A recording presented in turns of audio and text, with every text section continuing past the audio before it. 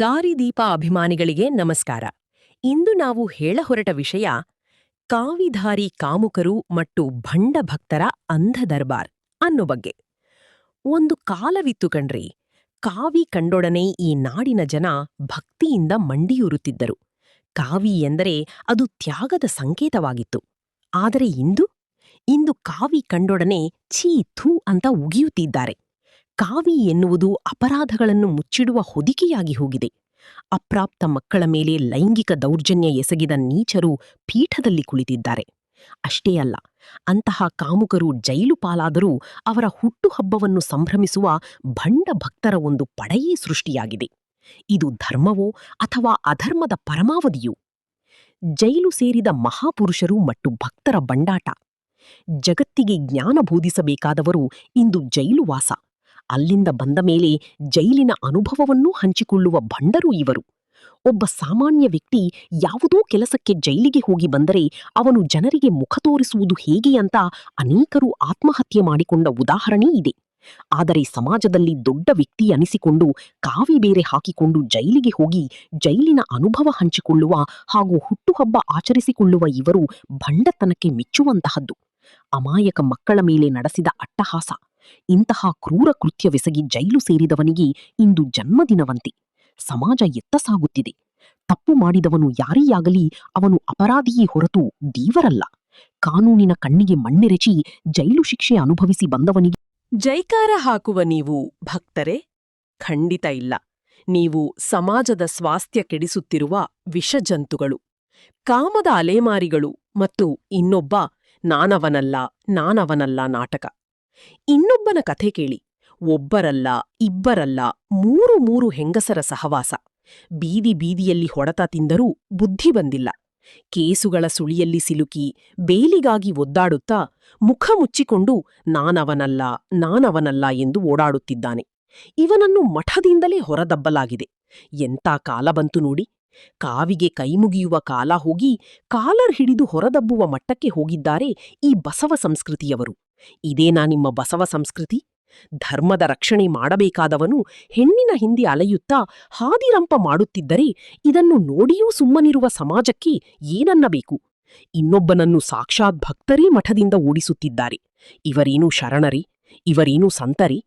ಇನ್ನು ಕೆಲವರು ಮೂರು ಬಿಟ್ಟವರು ಹಾಗೂ ಸ್ವಾಮಿ ಎಂದು ಅನಿಸಿಕೊಳ್ಳುವ ಇವನು ಇದು ನನ್ನ ವಿರುದ್ಧ ಷಡ್ಯಂತ್ರ ನಡೆದಿದೆ ಅಂತ ಬೊಗಳೆಬೇರಿ. ಹಿರಿಯರ ನುಡಿ ಮತ್ತು ಇಂದಿನ ಕರಾಳತೆ. ನಮ್ಮ ಹಿರಿಯರು ಸುಮ್ಮನೆ ಹೇಳಿಲ್ಲ.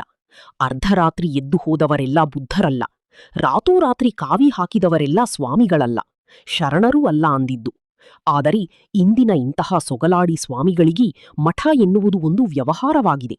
ಭಕ್ತರ ಹಣದಲ್ಲಿ ಮೋಜುಮಸ್ತಿ ಮಾಡುವುದು, ಅಧಿಕಾರ ಚಲಾಯಿಸುವುದು ಇವರ ಕಾಯಕವಾಗಿದೆ. ಇಂತಹ ವೇಷಧಾರಿಗಳಿಗೆ ಗೌರವ ಕೊಡುವ ಜನರೇ, ನಿಮ್ಮ ವಿವೇಚನೆ ಎಲ್ಲಿ ಅಡಗಿದೆ? ಇಂಥವರಿಗೇನೇ ಬಸವಣ್ಣವರ ವಚನ ಸಾಹಿತ್ಯ ಮತ್ತು ಅವರ ವಿಚಾರಧಾರೆಗಳು ಇಂತಹ ವೇಷಧಾರಿಗಳ ವಿರುದ್ಧ ಅತ್ಯಂತ ಕಠೋರವಾಗಿದ್ದರು.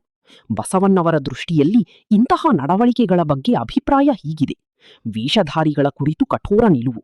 ಬಸವಣ್ಣವರು ಕೇವಲ ಕಾವಿ ಅಥವಾ ಬಾಹ್ಯ ವೇಷವನ್ನು ನೋಡಿ ಮರುಳಾಗಬೇಡಿ ಎಂದು ಅಂದೇ ಎಚ್ಚರಿಸಿದ್ದರು. ವೇಷದ ಮರಹಿನ ಒಳಗೆ ಆಸೆಯೆಂಬ ಹೊಲೆಗಿಚ್ಚು ಹತ್ತಿ ಉರಿಯುತ್ತಿರಲು ಆ ವೇಷಕ್ಕೆ ಅಳಿವುಂಟು ನೋಡಾ ಎಂದು. ಇದರ ಅರ್ಥ ಹೊರಗೆ ಸನ್ಯಾಸಿಯ ವೇಷ ಹಾಕಿಕೊಂಡು ಒಳಗಡೆ ಕಾಮ ಮತ್ತು ಆಸೆಯೇ ಬೆಲೆಯಿಲ್ಲ. ಅಂತಹವರು ಅಧಪ್ಪತನಕ್ಕೆ ಇಳಿಯುವುದು ಖಂಡಿತ ಎಂಬುದು ಅವರ ಸ್ಪಷ್ಟ ನುಡಿ. ಕಾಮುಕರು ಮತ್ತು ಹಗಲು ದರೋಡೆಕೋರರ ಬಗ್ಗೆ. ಮಠದ ಹಣ ಅಥವಾ ಪರಸ್ತ್ರೀಯರ ವ್ಯಾಮೋಹದಲ್ಲಿರುವವರನ್ನು ಬಸವಣ್ಣನವರು ಶರಣರು ಎಂದು ಒಪ್ಪಲೇ ಇಲ್ಲ. ಅವರು ಅಂಥವರನ್ನು ಹಗಲು ದರೋಡೆಕೋರರು ಎಂದೇ ಕರೆದರು. ಪರಧನ ಪರಸ್ತ್ರೀಗೆ ಹಂಬಲಿಸುವವರ ಎನ್ನದೇವನೊಲ್ಲ ನೋಡ.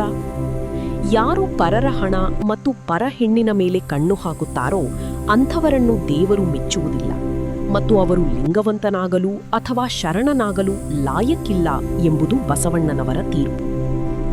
ಮಠದಿಂದ ಓಡಿಸುವ ಕ್ರಿಯೆಗೆ ಬೆಂಬಲ.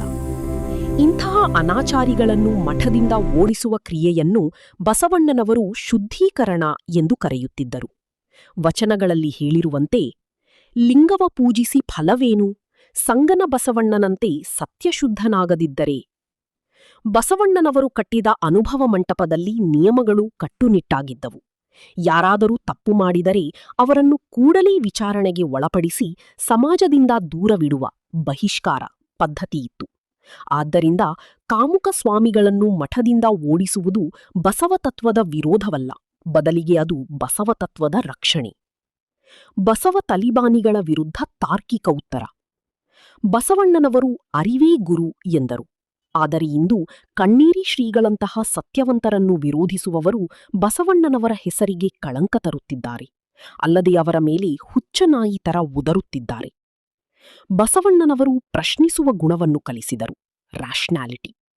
ಅನ್ಯಾಯ ಕಂಡಾಗ ದೇವಲೋಕ ಮರ್ತ್ಯಲೋಕ ಬೇರೆಯಿಲ್ಲ, ಇಲ್ಲಿ ನ್ಯಾಯ ಸಿಗಬೇಕು ಎಂದರು. ಹಾಗಾಗಿ ಅಪರಾಧಿಯನ್ನು ಸಮರ್ಥಿಸಿಕೊಳ್ಳುವುದು ಬಸವಣ್ಣನವರಿಗೆ ಮಾಡುವ ದ್ರೋಹ. ಇದನ್ನೇ ಕಣ್ಣೇರಿ ಶ್ರೀಗಳು ಮಾಡಿದ್ದು. ಬಸವಣ್ಣನವರು ಅಂದೇ ಹೇಳಿದ್ದರು, ಕಾಗೆ ಒಂದಿಷ್ಟು ತುತ್ತು ಕಂಡರೆ ತನ್ನ ಬಳಗವಿಲ್ಲವ ಕರೆಯದೆಯೇ ಎಂದು.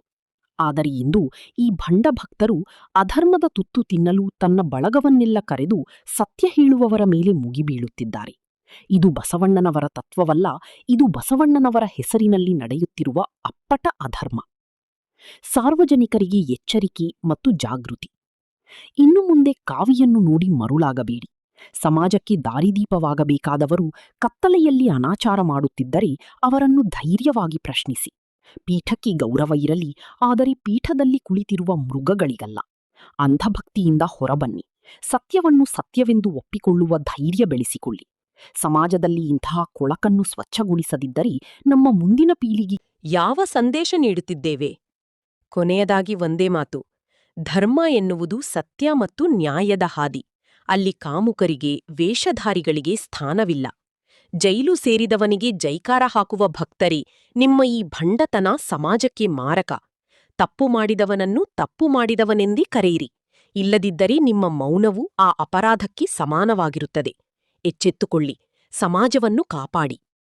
ಕಾವಿಯ ಹುದಿಕೆಯಲ್ಲಿದೆ ಕಾಮದ ಕರಾಳತೆ. ಜಾಗೃತವಾಗಿರಿ ಅಂತ ಹೇಳುತ್ತಾ, ಇನ್ನೂ ನಮ್ಮ ಚಾನಲಿಗೆ ಸಬ್ಸ್ಕ್ರೈಬ್ ಆಗಿಲ್ಲ ಅಂದ್ರೆ ಸಬ್ಸ್ಕ್ರೈಬ್ ಆಗಿ, ಲೈಕ್ ಮಾಡಿ, ನಿಮ್ಮ ಮಿತ್ರಬಂಧುಗಳಿಗೆ ಶೇರ್ ಮಾಡಿ. ಮುಂದಿನ ಸಂಚಿಕೆಯಲ್ಲಿ ಭೇಟಿಯಾಗೋಣ. ಧನ್ಯವಾದಗಳು.